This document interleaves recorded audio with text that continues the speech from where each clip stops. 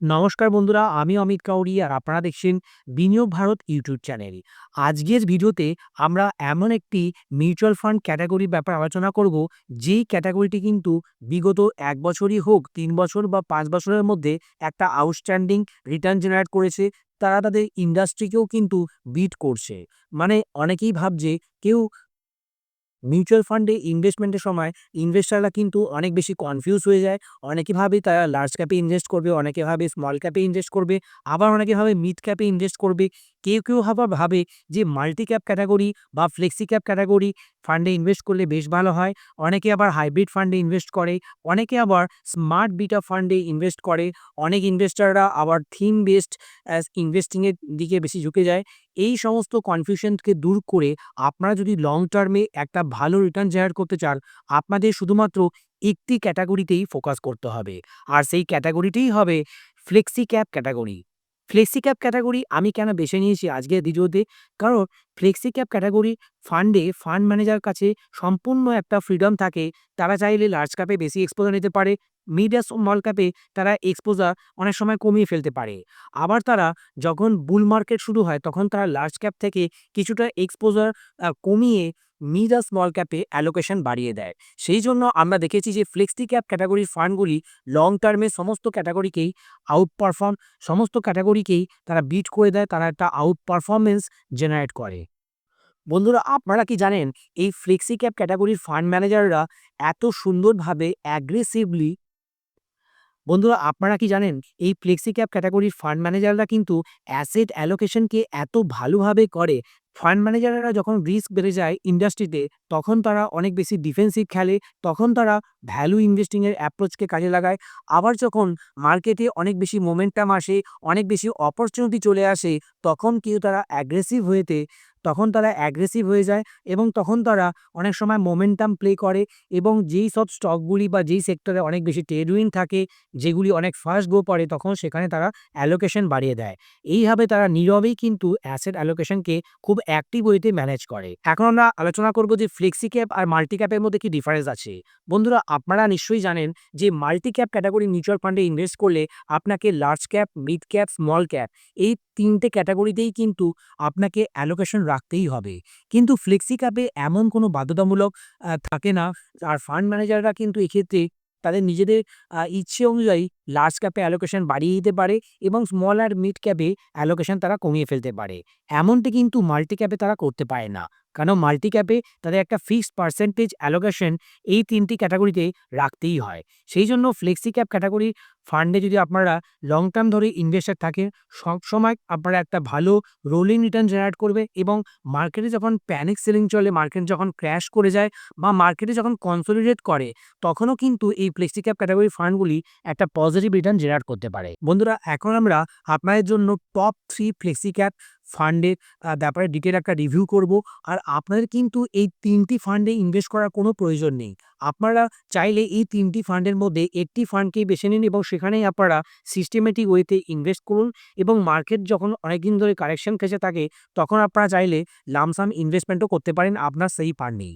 মানে mutual fund থেকে wealth create করার জন্য আপনার অনেক বেশি ফোলিও দরকার নেই, অনেক বেশি ফান্ডকে চুজ করার কোনো প্রয়োজন নেই। আপনি একটি বা দুটি ফান্ডিং অ্যালোকেশন বাড়াতে থাকুন, তাহলেই আপনারা আপনাদের ইনভেস্টমেন্টের যে অবজেক্টিভ ছিল, আপনাদের যে টার্গেট ছিল, সেটি কিন্তু খুব সহজেই মিট আপ করতে পারবেন। এবং আপনাদের এক্ষেত্রে একটা কথা বলে রাখি যে মিউচুয়াল ফান্ডে ইনভেস্ট যখনই করছেন তখনই আপনারা একটা খুব বেশি আশা না রেখে আপনারা ডিসিপ্লিন ওয়েতে ইনভেস্টমেন্ট করুন। আপনারা খুব ভালো রিটার্ন জেনারেট করতে পারবেন যদি আপনারা ভালো যেকোনো flexi cap category mutual fund choose করেন এবং সেখানে ইনভেস্টেড থাকেন। আমরা আজকের ভিডিওতে যে ৩ টি মিউচুয়াল ফান্ডের ব্যাপারে আলোচনা করব, তার মধ্যে আমি প্রথমেই রেখেছি Parag Parikh flexi cap direct growth প্ল্যানটিকে। এরা হচ্ছে ক্যাটাগরিকেও আউট পারফরম্যান্স করেছে বিগত ১ বছর, ৩ বছর, ৫ বছর, ইভেন ১০ বছরেও। This scheme has one of the lowest total expense ratio in this flexi cap category. তার মানে এই ফান্ডের এক্সপেন্স রেশিও অনেক কম। যে ফান্ডের এক্সপেন্স রেশিও কম হয় তারাই কিন্তু বেশি রিটার্ন জেনারেট করতে পারে। consistently delivered better risk-adjusted return for every unit of risk taken over the past 3 years. তার মানে এরা যে রিটার্নটা জেনারেট করে, এরা কিন্তু কম রিস্ক নিয়ে বেশি রিটার্ন জেনারেট করে। সেই জন্য এই ধরনের ফান্ডই আমাদের চুজ করতে হবে। আর ভোলাটিলিটি কিন্তু এই ফান্ডের খুবই কম। This scheme has maintained a relatively low level of volatility within its flexi cap category over the past 3 years. এখন দেখে নেই যে এই ফান্ডের AUM মানে অ্যাসেট আন্ডার ম্যানেজমেন্ট বেশি ১,২৯,০০০ কোটি টাকা। আর এই ফান্ডের এক্সপেন্স রেশিও দেখুন 0.63। আমরা কিন্তু এখানে ডাইরেক্ট প্ল্যানের কথা বলছি, রেগুলার ফান্ডের এক্সপেন্স রেশিও কিছুটা বেশি হবে। আর এই মিউচুয়াল ফান্ডের শার্প রেশিও 1.64, যেটি কিন্তু তার ক্যাটাগরি অ্যাভারেজের থেকে অনেকটা বেশি। তার মানে এরা রিস্ক অ্যাডজাস্টেড একটা পজিটিভ রিটার্ন ভালো জেনারেট করছে, ইন্ডাস্ট্রিকেও বিট করছে। আর এই মিউচুয়াল ফান্ডের পোর্টফোলিও টার্নওভার কিন্তু অনেকটাই কম, মাত্র 18%, যেখানে ক্যাটাগরি অ্যাভারেজ প্রায় 88%। তার মানে মাত্র 18% স্টককেই এরা প্রতি বছর চেঞ্জ করছে। আর এদের কিন্তু যেই স্টকগুলিকে এরা আইডেন্টিফাই করে ইনভেস্ট করে, সেখানে এরা লং টার্ম ধরে আমরা দেখেছি যে বিগত 5 বছর 10 বছর ধরে এরা অনেক স্টককে এদের পোর্টফোলিওতে হোল্ড করে। তার মানে এরা হচ্ছে একটা ভ্যালু ইনভেস্টার, আর এরা হচ্ছে একটা লং টার্ম ইনভেস্টিংয়ের প্রিন্সিপালকে কাজে লাগায় তাদের ইনভেস্টিংয়ে। আর ফান্ডের পারফরমেন্স যদি আমরা দেখি যে বিগত 1 বছরে এখানে দেখছি যে একটা পজিটিভ রিটার্ন জেনারেট করেছে 6.81%, 5 বছরের রিটার্ন 158% অ্যাবসলিউট, আর অ্যানুয়ালাইজ সিএজি রিটার্ন 21%, 10 ইয়ার্সের সিএজি রিটার্ন 18.34, আর অ্যাবসলিউট রিটার্ন অলমোস্ট 5 টাইমসের কাছাকাছি। এখন এর অ্যাসেট অ্যালোকেশন যদি দেখি 75.93% ইকুইটিতে অ্যালোকেশন রেখেছে, ডেটে রেখেছে 0.94, ক্যাশ হোল্ড করছে 23%। আর এই কোম্পানি কিন্তু ডেরিভেটিভ মার্কেটেও কাজ করে, মানে এরা অনেক কোম্পানির ফিউচার বাই করে। এখন এই মিউচুয়াল ফান্ডের portfolio price to earning multiple 20.62, যেখানে ক্যাটাগরি এভারেজ 27.72, আর প্রাইস টু বুক ভ্যালু বেশ কম 3.46, ইন্ডাস্ট্রি অ্যাভারেজের থেকেও কম। প্রাইস টু সেলসও কিছুটা হায়ার সাইডে আছে 4.52, আর ডিভিডেন্ড ইল্ডও অনেক হেলদি, অলমোস্ট 2%-এর কাছাকাছি। আর এখানে এরা যে কোম্পানিগুলি বাই করেছে তাদের সেলসের growth 22.5% on an average. Category average হচ্ছে 20%, তার থেকেও বেশি ফাস্ট গ্রো করছে এদের পোর্টফোলিও কোম্পানিগুলি। এই পোর্টফোলিওর শার্প রেশিও 1.64%, যেটি কিন্তু ক্যাটাগরি অ্যাভারেজের থেকে অনেকটাই বেশি। আর শর্টিনো রেশিও এটা হচ্ছে 3.19%, যেখানে ক্যাটাগরি অ্যাভারেজ 1.22%। আর এখানে এদের পোর্টফোলিওর বিটা কিন্তু অনেকটাই কম, লেস দ্যান 1 হলে এই পোর্টফোলিওর ভোলাটিলিটি অনেকটাই কম হয়। এখন যদি আমি এর পোর্টফোলিও অ্যালোকেশন দেখি, এইচডিএফসি ব্যাংকে অলমোস্ট 8% এরা হোল্ড করছে 10,000 crore, পাওয়ার গ্রিড কর্পোরেশনে 6%, আইসিআইসিআই ব্যাংকে 4.85%, বাজাজ হোল্ডিং ইনভেস্টমেন্টে 4.71, কোল ইন্ডিয়াতে 4.7, আইটিসিতে 4.5, অ্যালফাবেট মানে গুগলে ইনভেস্ট করেছে এরা, মানে ইন্টারন্যাশনাল ইকুইটিতেও এক্সপোজার রেখেছে 4%, কোটাক মাহিন্দ্রা ব্যাংকে 4%, মাহিন্দ্রা অ্যান্ড মাহিন্দ্রাতে 3.6%, ভারতী এয়ারটেলে এরা অ্যালোকেশন রেখেছে 3.43, মারুতি সুজুকি অটো সেক্টরের দিগ্গজ কোম্পানিতে অ্যালোকেশন 3.37%, অ্যাক্সিস ব্যাংকে 3.28, মেটা মানে যেটি ফেসবুক সেখানে তার অ্যালোকেশন রেখেছে 2.64, মাইক্রোসফটে 2.49, এইচসিএল টেকনোলজি মানে আইটি সেক্টরেও এর অ্যালোকেশন রেখেছে 2.48%, অ্যামাজনের মতো কোম্পানিতে এর অ্যালোকেশন রেখেছে 2.21%, ইনফোসিসে 2.12, ডক্টর রেড্ডি, সিপ্লা, জাইদাস এই ধরনের হেলথ কেয়ার মানে ফার্মাসিউটিক্যাল সেক্টরের অ্যালোকেশন রেখেছে অলমোস্ট 5%-এর কাছাকাছি, ইন্ডিয়ান এনার্জি এক্সচেঞ্জে লেস দ্যান 1%। এছাড়া এরা অনেক কোম্পানির ফিউচারও বাই করে থাকে। ডেরিভেটিভে এরা কিন্তু পোর্টফোলিও হেজের জন্য অ্যালোকেশন নেয়। আপনারা কখনোই ভাববেন না যে এখানে ফিউচার অপশনস এরা ট্রেড করে স্পেকুলেশন করছে। এরা কোনো কোম্পানির ফিউচারে বাই করছে বা সেল করছে, কারণ এরা পোর্টফোলিওর ভোলাটিলিটি কিছুটা কমাতে চাইছে, পোর্টফোলিওকে হেজ করতে চাইছে ভোলাটিলিটির এগেনস্টে। সেই জন্যই এরা ডেরিভেটিভ মার্কেটেও প্লে করছে। এরপরে আমি 2 নম্বরে রেখেছি ফ্লেক্সি ক্যাপ ক্যাটাগরির মধ্যে এইচডিএফসি ফ্লেক্সি ক্যাপ ফান্ড। এই ফান্ডেও কিন্তু টপ পারফর্মার, আর এদের পারফরম্যান্স কিন্তু বেশ ভালো। আমরা দেখেছি হিস্টোরিক্যালি এদের পারফরম্যান্স যদি দেখেন 1 বছরে 10%, 2 বছরে 18% সিএজি রিটার্ন দিয়েছে, 3 বছরে 21%, 5 বছরে 25%, আর 10 ইয়ার্সে অলমোস্ট 18% সিএজি রিটার্ন জেনারেট করেছে। আর 10 বছরে অ্যাবসলিউট রিটার্ন 400%-এর কাছাকাছি। এই মিউচুয়াল ফান্ড স্কিমের AUM হচ্ছে অ্যাসেট আন্ডার ম্যানেজমেন্ট 94,000 crore, তার বিটা হচ্ছে অনেকটাই কম 0.78, আর এক্সপেন্স রেশিও বেশ হেলদি 0.67%, মানে অনেকটাই কম আছে এক্সপেন্স রেশিও। পোর্টফোলিও টার্নওভারও কিন্তু অনেকটাই কম 26%। তার মানে এরা 26% পোর্টফোলিওকেই ১ বছরের মধ্যে সেল করে। এখানেও আমরা দেখব যে লং টার্ম ধরেই ফান্ড ম্যানেজাররা স্টকগুলিকে হোল্ড করে। আর শার্প রেশিও কিন্তু অনেকটা বেশি আছে 1.3%। যত বেশি হবে ক্যাটেগরি এভারেজের থেকে ততটাই ভালো হবে। ক্যাটেগরি এভারেজ এখানে 0.75। স্ট্যান্ডার্ড ডেভিয়েশন কিছুটা হায়ার সাইডে আছে, তবে ক্যাটেগরি এভারেজের থেকে অনেকটাই কম। তার মানে এই পোর্টফোলিওর ভোলাটিলিটিও অনেকটাই কম। এখন আমি পোর্টফোলিওর অ্যাসেট অ্যালোকেশন যদি দেখি, ইকুইটিতে 89%, ডেটে আছে 0.55, ক্যাশ হোল্ড করছে 10.77%। আর এই পোর্টফোলিওর price to earning multiple 22 times, মানে ক্যাটেগরি অ্যাভারেজের থেকে কিছুটা কম। প্রাইস টু বুক ভ্যালু কিছুটা কম আছে। প্রাইস টু সেলসও কিন্তু ক্যাটেগরি অ্যাভারেজের থেকে কম। আর সেলসের গ্রোথ আমরা দেখতে পাচ্ছি 16.91%। এখানে ক্যাটেগরি অ্যাভারেজ হচ্ছে 19.90%। আর এখানে আমরা রিস্ক মেট্রিক্স দেখে নিই। এর স্ট্যান্ডার্ড ডেভিয়েশন কিন্তু ক্যাটেগরি অ্যাভারেজের থেকে অনেকটাই কম। তার মানে এর ভোলাটিলিটি অনেকটা কম থাকবে। আর শার্প রেশিও আমরা দেখেছি ক্যাটেগরি অ্যাভারেজের থেকে অনেকটাই বেশি 1.30%, আর ক্যাটেগরি অ্যাভারেজ 0.75। শর্টিনো রেশিও কিন্তু অনেকটাই ভালো 2.58%।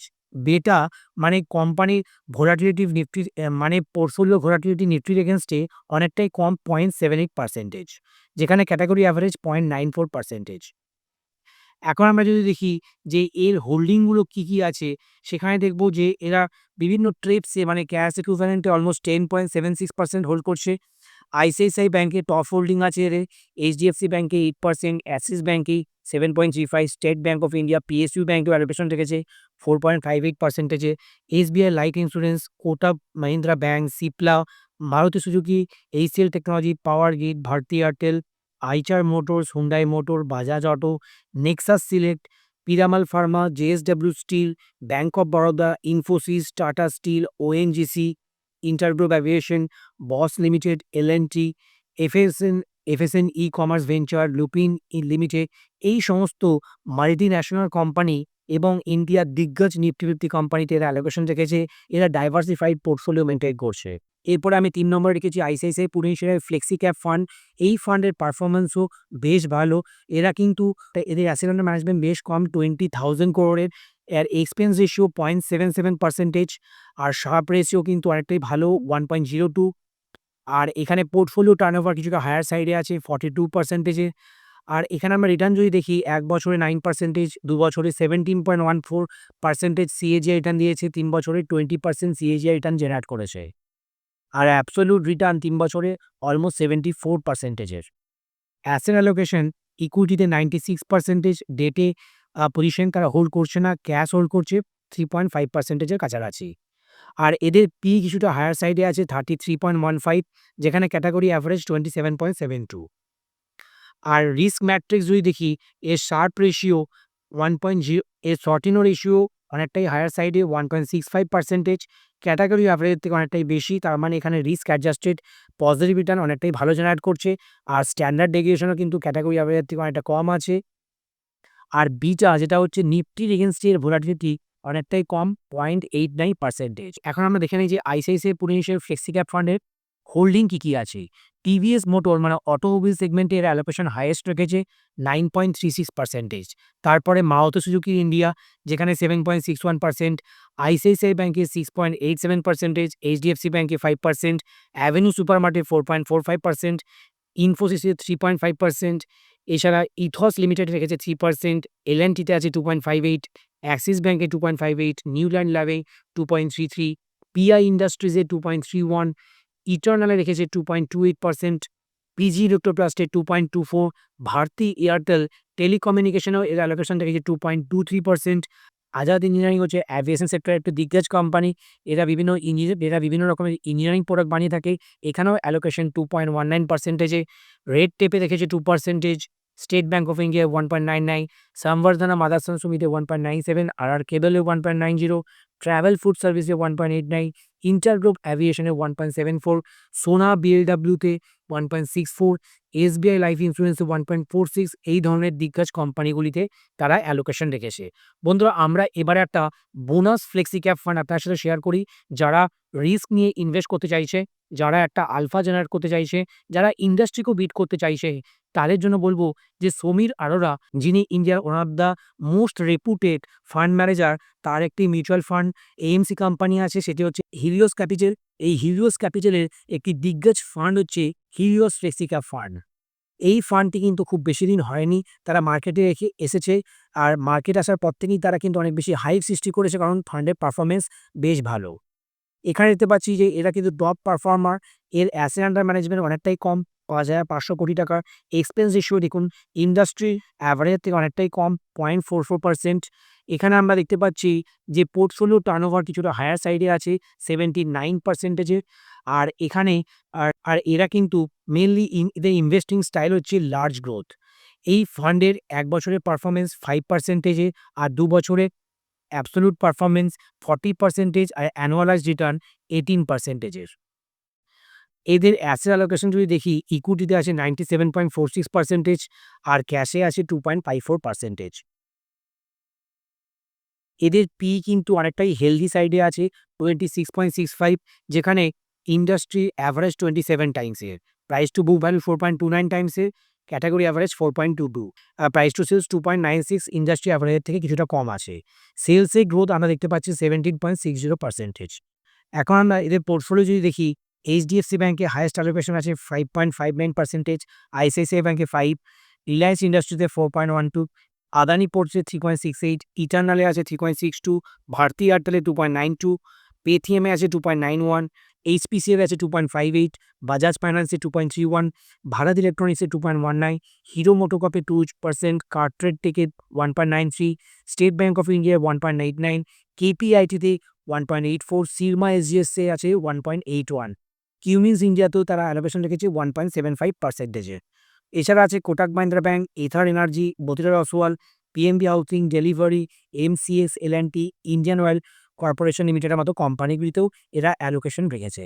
বন্ধুরা, আজকের এই ফ্লেক্সিক্যাপ ক্যাটাগরির ফান্ডের অ্যানালিসিস আপনাদের কেমন লাগলো আপনারা কিন্তু কমেন্ট করে অবশ্যই জানাবেন। বন্ধুরা, এখন আমরা রোলিং রিটার্ন দেখে নিই যে এইচডিএফসি ফ্লেক্সিক্যাপ ফান্ডের আমরা যদি মিডিয়ান রিটার্ন দেখি 24.46, এর মিনিমাম রিটার্ন 18.92, ম্যাক্সিমাম 28.80, আর অ্যাভারেজ রিটার্ন কিন্তু 24%-এর কাছাকাছি।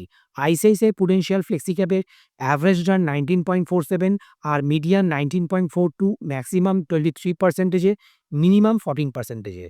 আর পারাক ফ্লেক্সিক্যাপের অ্যাভারেজ রিটার্ন কিন্তু 19.85, আর এখানে এরা ম্যাক্সিমাম রিটার্ন জেনারেট করেছে 25%, মিনিমাম 14%। আর ইকুইটি ফ্লেক্সিক্যাপে যদি আমরা অ্যাভারেজ পারফরমেন্স দেখি, সেখানে দেখব যে 16% সিএজি রিটার্ন জেনারেট করেছে তার এই ইন্ডাস্ট্রি, আর মিনিমাম রিটার্ন 10%, আর ম্যাক্সিমাম রিটার্ন 21%। তার মানে আমরা যে 4টি ফান্ডের কথা বললাম, তার মধ্যে প্রথম 3টি ফান্ড কিন্তু আমরা বিগত 5 বছর 10 বছরও একটা কিন্তু আউট পারফরমেন্স দিয়েছে। আর আপনারা নিজেরা স্টক চুজ করার পরিবর্তে যদি এই ধরনের ফান্ড ম্যানেজারকে আপনারা ক্যাপিটাল দিয়ে দেন, তারা কিন্তু আপনার পোর্টফোলিওকে খুব ভালোভাবে ম্যানেজ করতে পারবে এবং লং টার্মে একটা হিউজ ওয়েলথ ক্রিয়েট করতেও আপনাকে হেল্প করবে। আর তার বিনিময়ে তারা মাত্র 1%-এরও কম চার্জ করছে। সেই জন্য আপনারা এই ধরনের এক্সপার্ট ফান্ড ম্যানেজারদের ওপিনিয়ন কাজে লাগান এবং তাদের ফান্ডে ইনভেস্ট করুন। বন্ধুরা, আজকের ভিডিওটি আপনাদের কেমন লাগলো আপনারা অবশ্যই কমেন্ট করে জানাবেন। ভিডিওটি যদি ভালো লাগে চ্যানেলটিকে সাবস্ক্রাইব করতে ভুলবেন না, ভিডিওটিকে লাইক শেয়ার অবশ্যই করবে। বন্ধুরা, আবার দেখা হবে আগের ভিডিওতে। নমস্কার, জয় হিন্দ, জয় ভারত।